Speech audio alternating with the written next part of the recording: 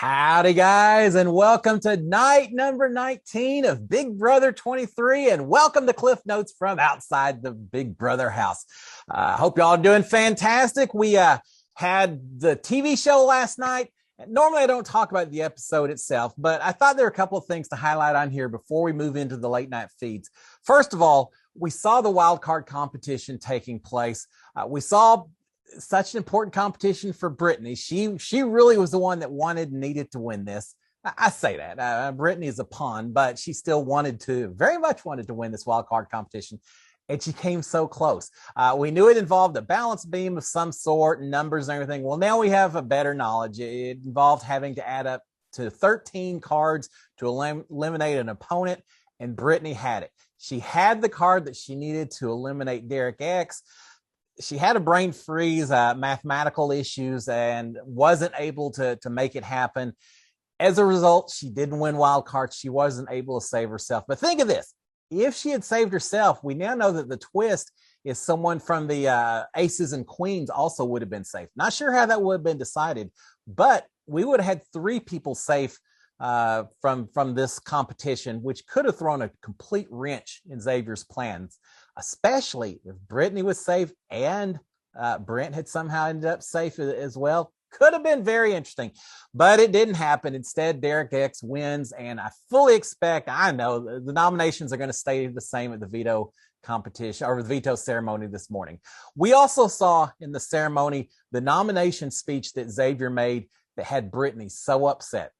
It was nothing. It was nothing at all. Basically, Xavier said, "Oh, Brittany, I know that if you had a chance, you would go after me, and so I'm taking the shot first." Man, whatever. It's such a minor thing for as much as upset as Brittany was with it, but it is what it is. Brittany is very, very sensitive to what other people are saying about her in the house, as we're learning. So on to the feeds themselves. A few conversations. First of all, we've got Tiffany and DerekX talking. They're both saying that Brent is just absolutely sure that he is not going home. When they announced that vote on Thursday, Brent is someone may, I think someone will give him a heads up, but it is still going to be quite the shock when Brent learns that he doesn't have the protection that they thinks he has. Tiffany is talking about the alliances and such, and she's worried that the Royal Flush has 4 members, and wondering if the Queen should break them up. In other words, I say the Royal Flush, the Kings have 4 members in the Royal Flush, and she's wondering, man, the Queen, should we break them up? DerekX likes the idea, but he's saying, look, no one inside the Royal Flush can take that shot. If we do, we just blow up this alliance right now, and we can't do that. At least now we can't do it. Somewhere down the road, maybe, but not now. So he says it's up to Whitney, Hannah, or someone in the Jokers to take that shot, because they can't, as the Queens, they can't do it. Tiffany is saying, well, if all those people, Derek F is the person, he'd be willing to take the shot. I think he would go after the Kings if he got the chance. And he may. I'm very curious to see how Derek F would handle an HOH, who he'd go after, and exactly what would happen. He's expressed some outrage, that feeling like his guy Frenchie got targeted, and then Brittany's gotten targeted. So he's at least said he has some targets of his own, some vendettas to solve. But I'd be curious to see what would happen in a Derek F HOH. Hopefully we'll get to see that somewhere down the road. Xavier and the Kings are having meetings with all the other teams, the other 3 teams, just to see where everyone's at, what's going on. This is kind of the idea that Xavier came up for this particular week. Xavier is promising that Britt will not come off the block. This is a meeting with the Jokers. Xavier's promising Brent's not going to come off the block. He's apologizing to Brittany for the stress that's been caused to her for going on the block itself. But he's telling the Kings that he's telling the Kings, or he's telling. Let's start over again. He's saying that he's telling the Aces that Brent's safe, but he's going home. Brittany, you don't have to worry. He's going home. Brittany says, all right, but she also wants to talk to Xavier and Christian a little bit later. She still wants to ask about the veto potentially being used to take her off the block. It isn't going to happen, but she is very focused on that. Next meeting is with the Aces, and Xavier is saying at this point, because Brent's in there, He's saying, Brent, you're only on the block so you could compete in veto. And I really wanted to hide the fact that you and I are working together as part of the mafia. I don't want people to know about that, Brent. So you're just on the block as a deception. Well, there's deception going on. There certainly is, but not quite the deception that Xavier's talking about or that Brent is realizing. But he's got to put up a smoke screens for Brent, so he does that. Brent is telling the group that he had talked to the jokers, and that Brent, being the talker he is, he says, I talked to the jokers. I got them calmed down. I made them seem like I'm the true target. Great plan, Brent. I made them seem like I was a true target to get Brittany calmed down. So I got it taken care of. Well, they're good. They're settled down because I talked to them.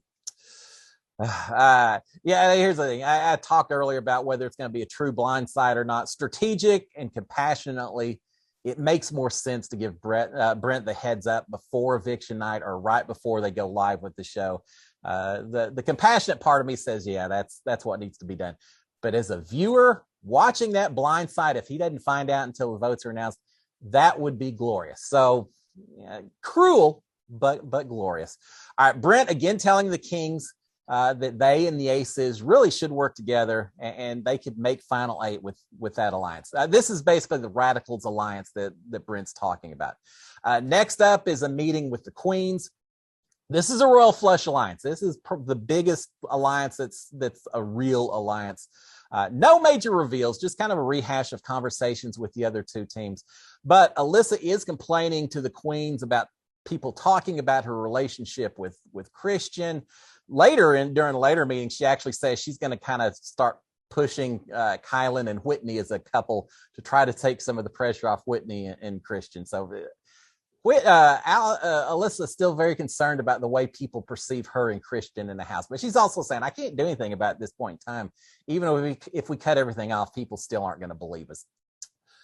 We've got Brittany returning for her chat with Christian and Xavier to try to convince them to use the veto. A whole lot more assurances that Brent is the only target, that there's nothing intended against Brittany, that the house loves Brittany. You're good, Brittany. Everything is perfect, which it is. More complaints from Brittany, however, about Xavier's nomination speech against her, which Xavier apologized for and says, look, I didn't mean it. No one else in the house believes anything I said. It was just said for the benefit of Brent. That's all it was, Brittany. I'm seeing that if somewhere down the road, if someone really wants to get under Brittany's skin, saying some things about her that aren't true, a la Rockstar and Brett, something along those lines, you could get her, you could get her incredibly off her game just by saying some of that. Just something to keep in mind. Brittany is saying, now I did think this was a very interesting point. Brittany's saying that, look, here's the thing. When I was up on the block against Frenchie, I wasn't too worried because I knew he wasn't really campaigning against me. But if I'm on the block against Brent, he's already said bad things about me. And I know he's going to say more bad things about me to everyone else when he campaigns against me. And he's just going to really go after my character and everything there is about me. And that's what worries me. That's what scares me. I think that's a valid point. You don't want someone else saying a lot of things that kind of drag your character through the mud. And so I'll give a point to Brittany on that one. I think that's a valid concern. Nothing she can do about it. It's just part of it, but I understand what she's saying. Xavier at the end of the meeting says, look, there hadn't been anything said that really convinces me to want Christian to use a veto. The veto's not getting used, but she gave the effort.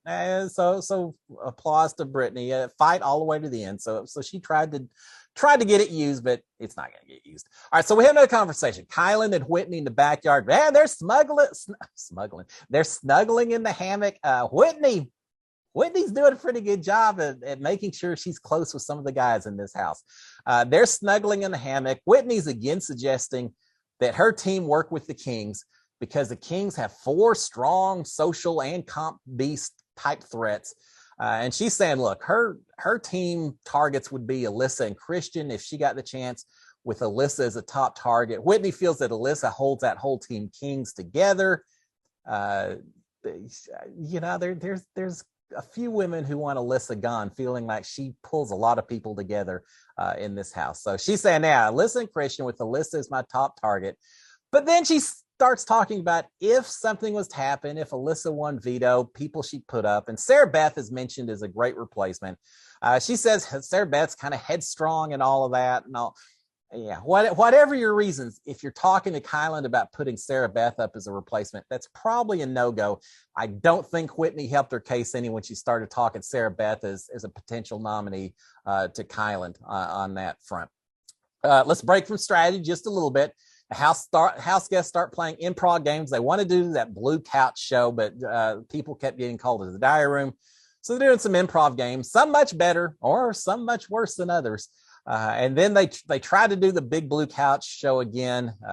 Great chance for me to take a little nap while they're doing that. As it turns out, some more people get called away. They did some more improv and did that. Eventually, they got some beer and wine, which they were all very happy about. Now, here's the thing. During my season, we got beer and wine a few times. You never get enough for everyone that's in that house. It's always a very limited number, but even the tiniest bit is still a change of pace, which everyone appreciates. So they enjoy their beer and wine for the evening.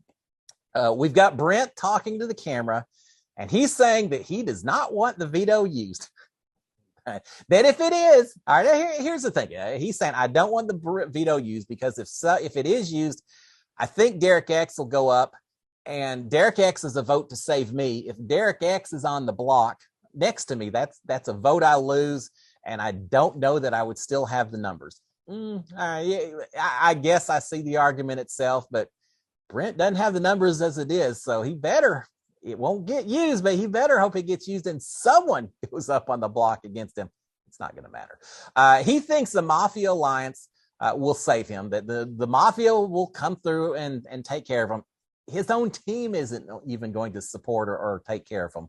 And then next week, if he does get HOH, he's putting up Christian and Xavier's targets, and he's letting all the rest house guests choose who they think is a bigger threat in the house. We'll never see that. Brent's telling Hannah later the same thing, that veto shouldn't be used. But he also mentions to Hannah that everyone is acting weird. He mentions the Kings at one point, and then he says everyone's acting weird. And you know what? Trust your spidey sense. Trust your intuitions when you're thinking that something just isn't right. Brent's saying it. I think he'll figure it out by Thursday. I absolutely do. It's hard to spend time with someone in the house that you know is going home without looking the other way, not being able to look them in the eye, things like that. He's going to figure it out before Thursday. Another meeting of the Royal Flush. This time, Alyssa is saying that she's fine being HOH. She doesn't know that anyone else in this group really wants to be HOH. She's fine doing it. She wants to target Azza and Whitney if she can. Says that Azza is just too emotional and shouldn't be on the jury. The talk turns to Whitney and who she would put up. DerekX is saying, if Whitney gets put up, we don't have to worry. She'll go after the jokers. But Tiffany is saying, no, I think she'd go after the Kings instead. And I think Kyland's heard the same thing. So there's fear about what Whitney would do and come after the Alliance if she got the chance. Tiffany calls Whitney the female Brent. Maybe the worst thing you could be called in front of this particular group. It seems like at this point, the group, maybe DerekX not as much as others, but it seems like at this point that most of the group is pretty fine with Azza and Whitney getting put up on the block together, or at least they're saying that in front of everyone else. Internally, the Queens may be fine with someone in the Kings getting put up here before too long. The Kings are talking alone and expressing fear of the Queens are talking. Sorry, been a long night. Queens are talking alone, expressing fear of the Kings and saying, we need to pull in the aces. We got to pull in DerekX. We've got to pull in Hannah. I didn't hear Whitney being mentioned, but at least DerekX and Hannah, they want to pull in as part of the Queens group to have the numbers if they go up against the Kings. DerekX is saying, look, if all the Kings make it to jury, we're in trouble. Because even if one of us makes it to final two, all of them are going to be voting if there's a Kings person left. So we got to be careful on that. And with that, as I shut this thing down, the house guests are still talking. It's been a long night. Normally, you don't have a night this Sunday nights aren't normally this long. You don't have that much campaigning going on, but they're playing the game. So, guys, there you have it. We're going to have the veto ceremony today. As I said, I absolutely don't expect it to be used, but we'll have the veto ceremony. As soon as that's over, we'll know for certain who's on the block, who's going home on Thursday. Brent. And we'll talk more about it then. Guys, y'all have a great Monday. I will talk to y'all tomorrow. SKD 143. Cheers, my friends.